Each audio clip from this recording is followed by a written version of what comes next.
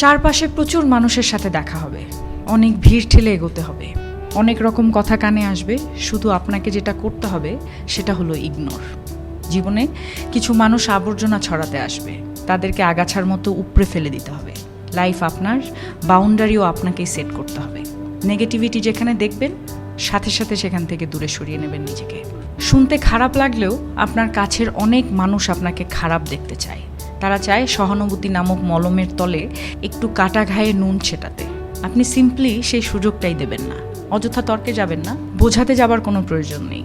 আপনার সামনে কেউ যদি বলে আপনি মূর্খ, তাই মেনে হেসে বেরিয়ে আসুন। ওই যে সময় আর এনার্জি বাঁচিয়ে নিলেন, ব্যাস কেল্লা ফতে।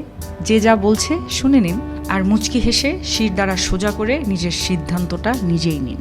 যারা নিজের সিদ্ধান্ত নিজে নিতে পারে তারা আসলে জীবন চেনে, বোঝে। আপনাকে নিয়ে যখন বাকিরা সমালোচনা করতে ব্যস্ত থাকবে, আপনি ঠিক সেই সময়ে গাছ লাগান, ঘুরে আসুন, রং তুলি নিয়ে মনের মতো ক্যানভাস সাজান, বাড়ি গোছান, গল্প পড়ুন, পারলে আরও দুটো সাহিত্য পড়ে নিন, নিজের পুরনো ফটো দেখুন, ব্যাডমিন্টন খেলুন, ছবি তুলুন, চা খেতে বেরিয়ে পড়ুন, নামাজ পড়ুন, পুজো করুন। মোট কথা, তাদের কথায় রিয়্যাক্ট করবেন না একদমই।